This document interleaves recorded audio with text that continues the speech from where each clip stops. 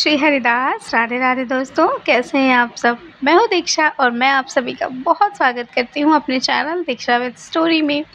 तो कैसे हैं आप सब, मुझे कमेंट बॉक्स में दोस्तों ज़रूर बताइएगा और राधे राधे जी का कमेंट ज़रूर कर दीजिएगा।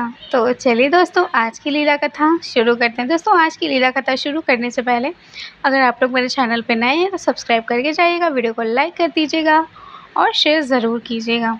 तो चलिए आज की लीला कथा देर ना करते हुए शुरू करते हैं। दोस्तों, आज की लीला कथा मुझे भेजी है मीनाक्षी वर्मा जी ने देहरादून से। मीनाक्षी जी कहती हैं कि मैं बचपन से ही लड्डू गोपाल जी की बहुत बड़ी परम भक्त रही हूँ। मैं लड्डू गोपाल जी से बहुत ज़्यादा प्यार करती हूँ, यहाँ तक कि मैं उनमें ही अपनी दुनिया, अपनी ज़िंदगी देखती थी। वो कहती हैं कि मैं लड्डू गोपाल जी से कितना प्रेम है ये मैं आपको बता नहीं सकती। मैं साथ ही राधा रानी जी की, हमारी लाडली जी की भी बहुत सेवा करती हूँ। वो कहती हैं कि सब कुछ मेरी ज़िंदगी में बहुत अच्छा था, लड्डू गोपाल जी की कृपा से सब बहुत ही बढ़िया सा चल रहा था। उसके बाद कहती हैं मीनाक्षी जी कि मैं वक्त बीतता गया, मैं बड़ी हुई और मेरी शादी हो गई। शादी होने के बाद जब मैं अपने ससुराल आई, मेरा ससुराल देहरादून में ही है, तो वो कहती हैं कि जब मैं ससुराल आई तो मैं अपने लड्डू गोपाल जी को अपने साथ लेकर के आई थी। ससुराल वाले बहुत अच्छे थे, एक संपन्न परिवार में मेरी शादी हुई थी, जो लोग लड्डू गोपाल जी को भी बहुत प्यार करते थे, बहुत मानते थे। और उनके घर में भी लड्डू गोपाल जी थे, मैं भी लेकर आई तो हमारे पास 2 लड्डू गोपाल जी हो गए। तो उन्होंने कहा कि एक का नाम मैंने केशव रखा था और एक मेरे लड्डू गोपाल जी का नाम तो केशव था, लेकिन जो हमारे ससुराल में थे उनका नाम माधव था। तो 2 लड्डू गोपाल जी हमारे घर आ गए और एक हमारी श्री राधा रानी जी थी। तो वो कहती हैं कि हम इसी तरह से सेवा पूजा करते, हम बहुत खुश रहते थे। वो कहती हैं कि मेरे हस्बैंड एक टीचर हैं गवर्नमेंट, तो वहीं पर वो पढ़ाते हैं और मैं भी बहुत ज़्यादा खुश रहती थी। मुझे पता ही नहीं चलता था कि लड्डू गोपाल जी की सेवा में कब दिन से रात हो जाती पता ही नहीं चलता। उसके बाद मीनाक्षी जी कहती हैं दोस्तों कि फिर एक दिन हमारी खुशियाँ दोगुनी हो गईं, क्योंकि मुझे पता चला कि मैं प्रेग्नेंट हूँ और बहुत ज़्यादा खुशी हुई, हमारे घर में सारे लोग बहुत खुश हो गए। फिर उसके बाद हम लोग बहुत ज़्यादा खुश थे, हमने सारा श्रेय लड्डू गोपाल जी को दिया। बस मैं यही चाहती थी कि मैं यही चाहती थी कि जब भी मैं कोई भी बच्चा मेरे पेट से जन्म ले, तो वो लड्डू गोपाल जी जैसा ही हो, बहुत ही नटखट सा हो। बस यही उम्मीद में 9 महीने बीतते चले गए, सोचते-सोचते लड्डू गोपाल जी की सेवा करते-करते। फिर जब 9 महीना हो गया, तो फिर मुझे बच्चा हुआ। बच्चा मुझे ऑपरेशन से हुआ। तो जब बच्चा हुआ तो सब फिर काफ़ी वक़्त लगा मुझे ठीक होने में, 6 महीने मुझे लग गए ठीक होने में। उसके बाद मेरा बच्चा जब 6 महीने का हुआ, तो वो जब उसको मैं बैठाया करती थी ना, तो वो बैठता था, लेकिन वो घुटने के बल चलता नहीं था। ये चीज़ मेरे लिए बहुत ज़्यादा हैरान करने वाली थी। डॉक्टर्स ने भी नहीं बताया था कि क्या हुआ है। डॉक्टर्स ने बोला कि सब कुछ ठीक है, क्योंकि अभी मेरा बच्चा चल नहीं रहा था। इस तरह से मैं बहुत ज़्यादा जब वो चलता नहीं था तो मुझे बहुत ज़्यादा इस चीज़ का परेशानी होती थी कि कैसे मेरा बच्चा चलेगा, क्या उसको कोई प्रॉब्लम तो नहीं है। तो फिर वो कहती हैं कि मैंने डॉक्टर से संपर्क किया। जब मैंने डॉक्टर से बोला तो डॉक्टर ने बताया कि आपके बच्चे का जो पैर है ना, वो बहुत ही ज़्यादा कमज़ोर है, तो इसी वजह से वो चल नहीं सकता है। तो आपको थोड़ा-सा उन्होंने बताया कि आपको पेशेंस से काम लेना होगा, क्योंकि आप धैर्य रखिए, भगवान के घर देर है अंधेर नहीं। हो सकता है जो इनके पाँव जो कमज़ोर हैं, आगे धीरे-धीरे बड़ा होता जब ये जाए, तो हो सकता है कि इसका पैर में इसकी मजबूती आ जाए तो ये चलने लगे, क्योंकि इसके अंदर डर है, ये चल नहीं पाता। क्योंकि अभी तो 6 महीने का ही बच्चा है, तो वो बैठना भी नहीं जानता। डॉक्टर ने ये बताया कि हो सकता है वक़्त के साथ सब सही हो जाए। इसी उम्मीद में मीनाक्षी जी कहती हैं कि मैंने फिर सोचा कि अच्छी डॉक्टर ने अगर कहा है तो सही कहा होगा। इसी तरह से करते-करते मेरा बेटा 2 साल का हो गया। वो कहती 2 साल का जब हो गया, डॉक्टर से बहुत इलाज कराया, डॉक्टर बस यही कहते रहे कि वक़्त है, अभी बच्चा चलने लगेगा, बिल्कुल भी परेशान मत होइए। लेकिन मेरा बेटा सिर्फ़ बैठता था, वो खड़ा भी नहीं होता था। वो जैसा ही खड़ा होता था उसके पैर तेज़-तेज़ काँपने लगते थे और काँपते हुए वो तुरंत गिर जाता था और रोने लगता था। ऐसा लगता था उसके पैरों में जान ही नहीं है। ये मेरे लिए एक बहुत ही दुखद था, मेरे पूरे फैमिली के लिए बहुत दुखद था। हस्बैंड मेरे बहुत दूर-दूर तक उसकी दवाइयाँ उन्होंने करी, कुछ भी असर नहीं हुआ। बहुत मैं परेशान हो गई। फिर सारे लोगों ने कहा कि इनको हम बाहर मतलब कि फ़ॉरेन कंट्री में हमें इन्हें दिखाना चाहिए। तो जो मीनाक्षी जी हैं वो कहती हैं कि मेरे हस्बैंड ने कहा कि मैं इसे विदेश तक लेकर के जाऊँगा कि मेरा बच्चा चल क्यों नहीं पा रहा है। लेकिन कुछ फ़ायदा नहीं हुआ। उन्होंने कहा कि हम बाहर के डॉक्टर से भी उन्होंने संपर्क किया, बट डॉक्टर ने भी वही दवाइयाँ बताई, जो वही चीज़ें बताई, ट्रीटमेंट जो यहाँ के डॉक्टरों ने बताया था। अब मेरा बेटा बिल्कुल भी चलने में असमर्थ हो चुका था। वो धीरे-धीरे वो कहती हैं कि मेरा बेटा अब 4 साल का हो गया था। 2 साल इसी दवाइयों के चक्कर में वक़्त बहुत ज़्यादा बीत गया। अब मेरा बेटा 4 साल का हो गया था। उसके बाद मीनाक्षी कहती हैं कि लड्डू गोपाल जी की मैं निरंतर सेवा करती थी। मैंने उनकी लड्डू गोपाल जी की सेवा में कोई कमी नहीं थी। भले मेरे बेटे का पैर ठीक नहीं था, मैं दुखी होती थी, लेकिन मैंने कभी लड्डू गोपाल जी की सेवा करना नहीं छोड़ा था। उसके बाद वक़्त धीरे-धीरे बीत रहा था। मन में कहीं न कहीं एक कोने में डर-सा बसा हुआ था कि क्या करें ऐसा कि मेरा बेटा ठीक हो जाए। फिर वो कहती हैं कि डॉक्टर ने बोला कि ऑपरेशन करना पड़ेगा। फिर मैंने डॉक्टर से कहा कि क्या ऑपरेशन करने के बाद मेरा बेटा चल पाएगा? उन्होंने बोला कि इस चीज़ की मैं गारंटी नहीं लेता हूँ कि आपका बेटा चल पाएगा। वो कहती हैं कि 12 घंटे के बाद मेरे बेटे का ऑपरेशन होना था। मैं बहुत ज़्यादा दुखी थी क्योंकि एक इतने छोटे बच्चे का ऑपरेशन होना दोनों पैरों का एक बहुत बड़ी बात है। मैं बहुत ज़्यादा परेशान थी, मैं रोए जा रही थी। मेरी जो सासू माँ हैं वो मुझे समझा रही थी कि परेशान होने से कुछ नहीं होता बेटा, सब भगवान के ऊपर भरोसा रखो। लड्डू गोपाल जी हैं ना। तभी मीनाक्षी कहती हैं कि मैं लड्डू गोपाल जी की सेवा पूजा तो करती थी, लेकिन पता नहीं क्यों इतने मेरे ऊपर इतने पड़े दुःख की वजह से मैं लड्डू गोपाल जी को तो अपने भूल ही गई थी कि मेरे तो कान्हा जी हैं ना, वो तो मेरी सारी बातें मानते हैं, सारा कुछ मेरा तो वही करते हैं ना। तो फिर मैं उनको कैसे भूल गई? कैसे मैं उनसे कहना भूल गई कि मेरा बेटा है वो सब आपके ही ऊपर है। उसके बाद वो कहती हैं मीनाक्षी जी कि मैंने लड्डू गोपाल जी से मैं गई मंदिर में अपने बेटे को लेकर गई, मैंने उसको बिठाया और मैंने लड्डू गोपाल जी से कहा कि हे लड्डू गोपाल जी, मेरे बेटे का ये पैर है, वो चल नहीं पा रहा है, मैं उसको चलता हुआ देखना चाहती हूँ। जैसे आप थे ना, बहुत नटखट थे ना, आप जैसे चलते थे, मैं अपने बेटे को बिल्कुल वैसा ही चलते देखना चाहती हूँ। मेरा बेटा बहुत दुखी है, वो बोल तो लेता है लेकिन वो चल नहीं पाता। इस चीज़ से आपको पता है ना कि एक माँ को कितना दुःख होता है। मैं भी चाहती हूँ कि जैसे आप भागते थे बचपन में, नटखट शरारतें करते थे, वैसे मेरा भी बेटा करे। वो बस एक जगह बैठा रहता है, इस चीज़ का दुःख मुझसे देखा नहीं जाता कन्हैया। वो बहुत रोती हैं। उसके बाद वो इतना कह कर के वो फिर लड्डू गोपाल जी को की सेवा करती हैं। इसी तरह से वक़्त बीतता है, 1-2 महीने बीत जाते हैं, मीनाक्षी जी कहती हैं।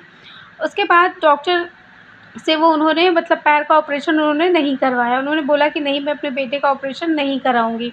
बस मुझे कान्हा जी पर विश्वास है कि वो मेरे बेटे को ठीक कर देंगे। लेकिन मीनाक्षी जी ये भी कहती हैं कि लेकिन मैं कभी-कभी ये भी सोचा करती थी कि मेरे लड्डू गोपाल जी ठीक तो कर देंगे, लेकिन वो ठीक कैसे करेंगे? जब मेरे बेटे को किसी डॉक्टर ने नहीं ठीक करवाया, मैंने विदेश तक दवाइयाँ करवा ली, जब मेरे बेटा ठीक ही नहीं हो पाया, तो लड्डू गोपाल जी क्या सच में मेरे बेटे को ठीक कर देंगे? वो कहती हैं मेरा मन एक बार हाँ कहता है, एक बार नहीं करता। ये सब चीज़ों की वजह से मैं बहुत ज़्यादा डिप्रेशन में आ गई थी। मैंने डिप्रेशन की गोलियाँ खानी शुरू कर दी थी, क्योंकि मैं चाहती थी कि मेरा बच्चा चलने लगे। उसके बाद वो कहती हैं कि मैं अपने बेटे को चल तो पाता नहीं था मेरा बेटा। वो कहती हैं कि मैं अपने बेटे को कमरे में बिठा देती थी, सारी चीज़ें उसके पास रख देती थी। उसके बाद मैं अपने कामों में लग जाती थी। मैं अपने जो भी काम होता था मेरा, मैं उस वो चीज़ों को मैं करने लगती थी। मैं अपने बेटे को वहीं पर बिठा देती थी, कुछ हर चीज़ खाने-पीने के लिए देकर आती थी। लेकिन एक चीज़ मैंने कभी नोटिस नहीं की कि मेरा बेटा उस कमरे में आखिर करता क्या है? कैसे रहता है वो? क्या करता है? कुछ मुझे समझ में ही नहीं आता था। उसके बाद एक दिन की बात है, वो कहती हैं कि मेरा बेटा मुझसे कहा कि मम्मा मैं चलने लगा हूँ। ये बात सुन कर के वो कहती हैं मीनाक्षी कि मैं तो हैरान रह गई। मेरी आँखों में तो पहले आँसू आ गए कि मेरा बेटा चलने के लिए कह रहा है। लेकिन फिर मैं उसे कहती कि बेटा तुम बहुत जल्द चलोगे, वो कन्हैया है ना, बहुत जल्द चलाएँगे तुम्हें। उसके बाद वो कहती हैं मीनाक्षी जी कि मुझे खुद को नहीं पता था कि उसके साथ क्या होता है, क्यों ऐसा होता है। मीनाक्षी कहती हैं कि एक दिन मैं अपने काम में लगी हुई थी, तभी मैं अपने बच्चे का दरवाज़ा बंद करके नहीं रखती थी, क्योंकि वो चल नहीं पाता था, तो वो कहाँ से मतलब वो बुला पाएगा या आ पाएगा, इसलिए मैं दरवाज़ा हमेशा खोल के रखती थी। वो कहती है कि एक दिन मैं उसी अपने यहाँ जहाँ हमारा घर है, वो कहती है कि हमने जहाँ पर उसका रूम है, वहीं पर मैं उस जगह से गुज़र रही थी, तो मुझे अचानक से कुछ आवाज़ें आईं। मुझे आवाज़ें 2 आवाज़ें आ रही थी, जैसे लगता है कि कोई 2 बच्चे हों और 1 लड़कियाँ हैं। एक लड़की है जो खेल रही, क्योंकि काफ़ी बच्चे आ जाया करते थे, क्योंकि मेरा बेटा, हम बगल से बुला लिया करते थे बच्चों को कि आके खेलें ताकि वो बोर ना हों। लेकिन उस दिन मुझे पूरा-पूरा यकीन है कि जो बच्चे आए थे वो वहाँ से चले गए थे। लेकिन मुझे ऐसा लगा कि बच्चे खेल रहे हैं। बच्चे थे, एक लड़की थी, एक लड़का था, खेल रहे थे, क्योंकि मुझे आवाज़ें सुनाई दे रही थीं। उसके बाद वो कह रहे थे, मुझे आज भी वो शब्द याद है, वो कह रहे थे कि मेरा हाथ पकड़ो और चलने लगो, देखना तुम बहुत जल्दी चलने लगोगे। उसके बाद मीनाक्षी कहती हैं कि मुझे इस चीज़ की खुशी हुई कि चलो ये बच्चे इतने अच्छे हैं कि मेरे बेटे को चलाने की कोशिश कर रहे हैं। उसके बाद वो कहती हैं कि मैंने कोई कमी नहीं छोड़ी थी अपने बेटे की, मैं दवाइयाँ भी ले रही थी और बच्चे भी कोशिश कर रहे थे इस ये सब चलाने की उसको। तो एक वो कहती हैं कि एक दिन की बात है, सारे बच्चे कमरे से जा चुके थे। मैं अपने बच्चे के रूम में, क्योंकि जो बच्चे आए थे ना, कुछ खाने के लिए मैंने उन्हें दिया हुआ था, तो उसी का मैं सारी चीज़ों को मैं सफ़ाई करने के लिए मैंने सोचा कि मैं कमरे में जाऊँ, मैं सफ़ाई करूँ। तो मैं जब जैसे ही इस कमरे में पहुँचती हूँ ना, मेरा बेटा, आप वो कहती हैं मीनाक्षी दी कि दीदी आप यकीन नहीं करोगे मेरी बात का, और लेकिन मैं आपको बताना चाहती हूँ कि मैं यहीं, जैसे मैं अपने कमरे में जाती हूँ अपने बेटे के, और मेरा बेटा बेड पर ही बैठा रहता है, वो चल भी नहीं पाता। आपको यकीन नहीं होगा, वो मेरा बेटा वहाँ से बेड से उठ कर के वो जहाँ पर हमारे कबर्ड रखे हुए हैं, वो वहाँ पर पहुँच जाता है, और उसके टॉयज़ वहीं पर गिरे हुए थे, वो उसको लेने के लिए। तो मैंने उससे पूछा कि बेटा तुम बेड से नीचे उतर कर तुम वहाँ तक कैसे गए? तो उसने बोला कि मम्मा मैं चल कर के आया हूँ। तो मैंने उससे बोला कि तुम यहाँ पर चल कर के कैसे आ गए? उसने कहा तो आपको पता है मम्मा, जब मैं यहाँ पर रोज़ खेलता हूँ ना, तो मेरे साथ ना एक लड़की आती है और एक लड़का आता है, जो मुझे ना वो लोग रोज़ चलाते हैं। एक लड़का आता है, वो मेरे पैर को देख कर के मेरे पैरों पे हाथ फेर के कहता है कि तुम बहुत जल्द चलने लगोगे। ये बात सुन कर के मुझे तो बिल्कुल यकीन ही नहीं हुआ। मीनाक्षी जी कहती हैं कि मुझे यकीन नहीं हुआ इस बात पर। मैंने उससे कहा कि ऐसा कैसे हो सकता है कि कोई बच्चे तुम्हारे पैर को हाथ फेर के कहेंगे? फिर मीनाक्षी कहती है कि हो सकता है कि बच्चे आते हैं, मैंने बच्चों को बता रखा है कि उसका पैर नहीं ठीक है। तो मेरा बच्चा वहाँ से वहाँ तक उठ कर के गया। उसके बाद मैंने अपने बच्चे को वहाँ से उठाया और फिर ला कर के बेड पर बिठा दिया। बिठाने के बाद फिर मैं अपने कामों में लग गई, फिर अपने मैं काम में करने लगी, फिर मैंने इस बात पर ज़्यादा ध्यान भी नहीं दिया। उसके बाद मीनाक्षी कहती हैं उस रात मैं सो रही थी, तो मुझे एक ऐसा सपना आया जिसे सोच कर के ना मैं उस चीज़ को कभी ज़िंदगी में भूल ही नहीं सकती। वो कहती हैं मैंने देखा कि एक लड्डू गोपाल जी हैं और एक हमारी श्री राधा रानी जी हैं, जो 3 और 4 साल के बीच के अंतराल के बच्चों के साथ दोनों लोग खेल रहे हैं, और उसी में मेरा बच्चा है ना, जो उनका ही हाथ पकड़ कर के वो गोल-गोल घूम कर के खेल रहा है। मुझे ये देख कर के मुझे बहुत अच्छा लगता है। तो मैं उनसे कहती हूँ कि हे लड्डू गोपाल जी, जैसे आप ये गोल-गोल घूम रहे हो ना मेरे बेटे को लेकर के, ऐसे ही मेरा बेटा चलने लगे, बस मैं यही आपसे चाहती हूँ। उसके बाद इतना कह कर के वो खूब रोने लगती हैं। उसके बाद वो लड्डू गोपाल जी उनके सर पे हाथ फेर कर कहते हैं कि देखो मैया, तुम रो नहीं, तुमने मेरे तुमने मुझसे ये अर्ज़ी लगाई थी ना कि तुम्हारा बेटा चलने लगे, तो देखना मैंने तुम्हारी अर्ज़ी सुन ली और तुम्हारा बेटा अब चलने लगेगा। ये सब चीज़ें सुन कर के, सोच कर के वो मतलब खूब रोने लगती हैं। उसके बाद वो कहती हैं कि बस मेरी आँख खुलती है, तो मैं देखती हूँ कि सुबह के 3:30 बज रहे थे। मेरी आँख खुलती है, मुझे बहुत ज़्यादा मेरी आँखों में आँसू आ गए थे। ऐसा लग रहा था कि मैं सपना नहीं देख रही हूँ, मैं सच में मेरे साथ ऐसी चीज़ें हुई हैं। उसके बाद मैं अपने हस्बैंड को उठाती हूँ, मैं सारी चीज़ें तुरंत बताती हूँ, तो वो यकीन नहीं करते। वो कहते हैं कि सो जाओ, तुम ज़्यादा परेशान मत हो, ठीक है? ऐसे सपने आते रहते हैं। उसके बाद वो कहती हैं मेरा मन नहीं मानता, मैं जाती हूँ अपने बच्चे के कमरे में और मैं अपने बेटे को देखती हूँ, तो मेरा बेटा सच में सो रहा था। मैं उसके सर पे हाथ फेर कर के फिर चली आती हूँ। उसके बाद वो कहती हैं सुबह होती है, जब सुबह होती है तो मैं उठ के अपने किचन में जाती हूँ, अपने कामों को करती हूँ, और जैसे ही मैं मंदिर में अपने सफाई के लिए पहुँचती हूँ ना, मैंने देखा कि मेरा बेटा पीछे से चल कर आता है और मुझसे कहता है कि मम्मा दूध दे दो, मुझे पीना है।